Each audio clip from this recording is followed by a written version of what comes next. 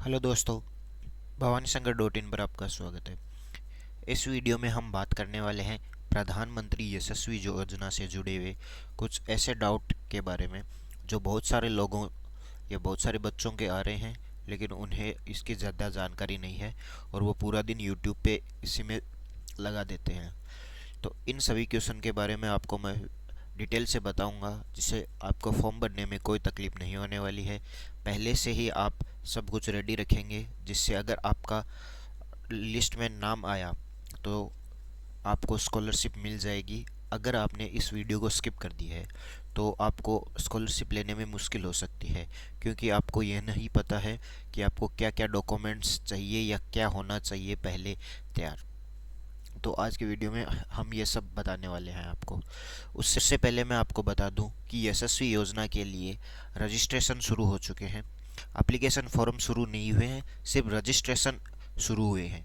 तो उस वीडियो की लिंक मैंने डिस्क्रिप्शन में दे दी है, तो आप उस वीडियो को ज़रूर देखें। उससे आप आराम से रजिस्ट्रेशन कर सकते हैं बिना किसी ई मित्र वाले की सहायता से, बिल्कुल फ्री में। वरना वो आपसे 100 रुपये आराम से चार्ज ले सकता है। और अगर आप ये देखना चाहते हैं कि आपका नाम लिस्ट में आने वाला है या नहीं, किस कारणों से आपका नाम नहीं आ सकता है और किस कारणों से आपका नाम आएगा, तो उस वीडियो की लिंक भी मैंने डिस्क्रिप्शन में दे दी है। आप उसे भी देख सकते हैं और पहले से ये सुनिश्चित कर सकते हैं कि आपका नाम आने वाला होगा या नहीं। वो एक संभावना व्यक्त की है। उस वीडियो में मैंने दो संभावना के बारे में चर्चा की है। आप दोनों जाके आराम से देख सकते हैं और उसे समझ सकते हैं। अगर फिर भी आपको कोई समस्या आ रही है तो आप हमारे टेलीग्राम और व्हाट्सएप ग्रुप को ज्वाइन कर लीजिए और एडमिन को मैसेज कर दीजिए आपकी जो भी समस्या है। तो चलिए इस वीडियो की शुरुआत करते हैं। तो सबसे पहला प्रश्न है आपका, ओबीसी, ईबीसी और डीएनटी क्या है। सबसे बड़ा और सबसे इम्पोर्टेंट क्वेश्चन यही है। तो ओबीसी, ओबीसी की फुल फॉर्म है अदर बैकवर्ड क्लास, जिसे हिंदी में क्या कहते हैं, अन्य पिछड़ा वर्ग भी कहते हैं। अगला है ईबीसी। ईबीसी क्या है, तो जिसकी वार्षिक पारिवारिक आय 8 लाख प्रति वर्ष से कम होती है, वो ईबीसी में आते हैं। ईबीसी में आपके एससी एसटी को भी ईबीसी में ही शामिल कर दिया गया है। और लास्ट में है डीएनटी।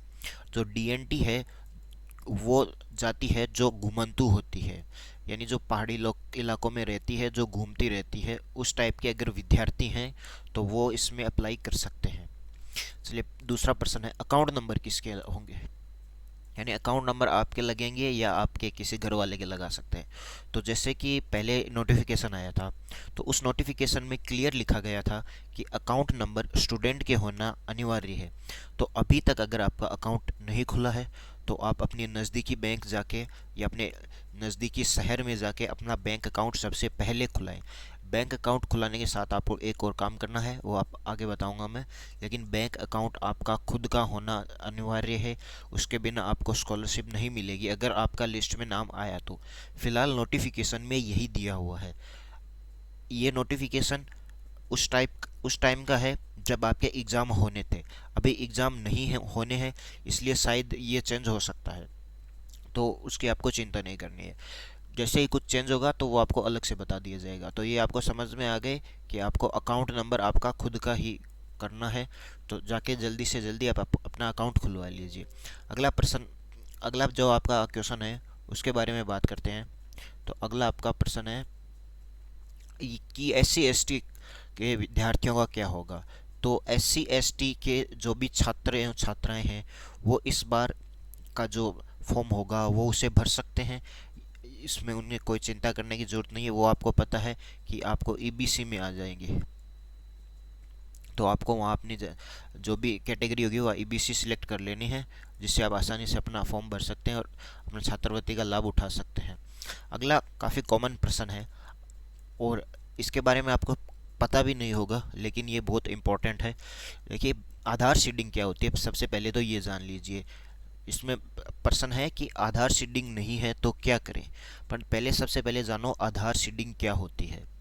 आधार सीडिंग को आप ऐसे समझ लीजिए, जब आप अपना किसी अपने गांव के ई मित्र या किसी भी सीएससी सेंटर पर जाते हैं और आपने कभी भी ऐसा किया देखा होगा कि वो आपसे एक बायोमेट्रिक पे, जिस पे आपकी अंगुलियां लगा के आपको आपके अकाउंट से पैसे देता है, अगर आपने ये किसी को ने देखा है तो वो आधार सीडिंग से ही देता है। अगर आधार आपके बैंक अकाउंट से लिंक हुआ हुआ होगा तो आपको आपके ई मित्र या सीएससी सेंटर पर जाके आपको बस आपके आधार नंबर बताने हैं और बैंक अकाउंट बताना है और आप इसे विड्रॉल कर सकते हैं पैसे।